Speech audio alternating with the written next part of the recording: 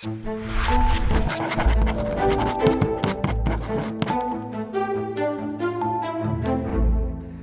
his mass deportations ripping apart communities, Donald Trump got the protests he wanted, and he used that invented crisis to call in the Guard and, for added theater, the Marines. It was the pretext that he had been itching for, using our military against the very people they're supposed to protect. Governor Gavin Newsom, who never asked for the boots on the ground, told the nation that it's not just California, but democracy itself under assault. This brazen abuse of power by a sitting president inflamed a combustible situation, putting our people, our officers, and even our National Guard at risk. Donald Trump's government isn't protecting our communities, they're traumatizing our communities. And that seems to be the entire point. Take time, reflect on this perilous moment. A president who wants to be bound by no law or constitution, perpetuating a unified assault on American traditions. Democracy is under assault before our eyes. This moment we have feared has arrived. Now, the challenge before us as a nation is not only a commander-in-chief who sneers at the Constitution and openly admires dictators. It's that his political party has knowingly capitulated to his lies, even after seeing an insurrection that he authored very up close and personally. Conservative media is also in on the big con. Trump's latest big lie that they've amplified is that Los Angeles was on the verge of extinction before he sent in the cavalry.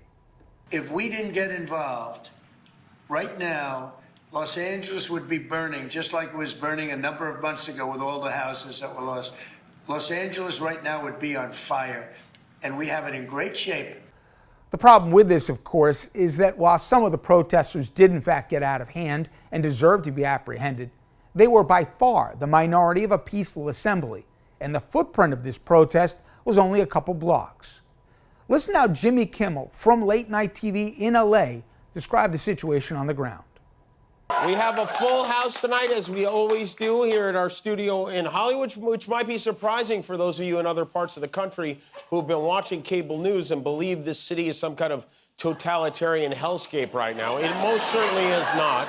In fact, let's take a look outside, because I want you to see what it's like in Hollywood right now.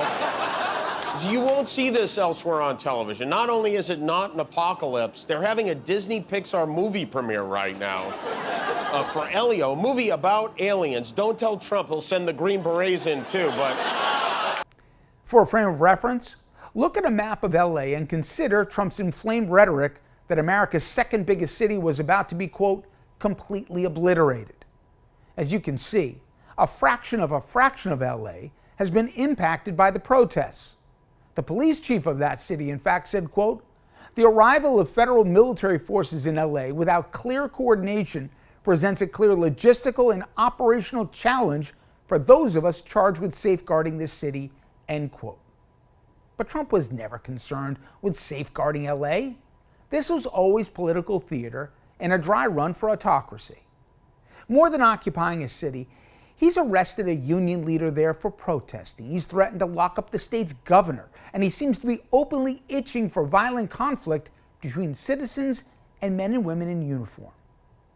What if we saw this happening in another country? What would we say? Does that sound like a democratic republic? Does that look like democracy? Part of the problem we face here is that in our siloed media environment, only half the viewing public sees the truth. If right-wing propaganda only shows an alternative reality authored by a president who dreams of dictatorship, the challenge of rallying the public to defend a democracy is made that much harder. Let's hope that those who claim to be patriots show their audience the real ground truth and let we, the people, decide if this is really in the national interest.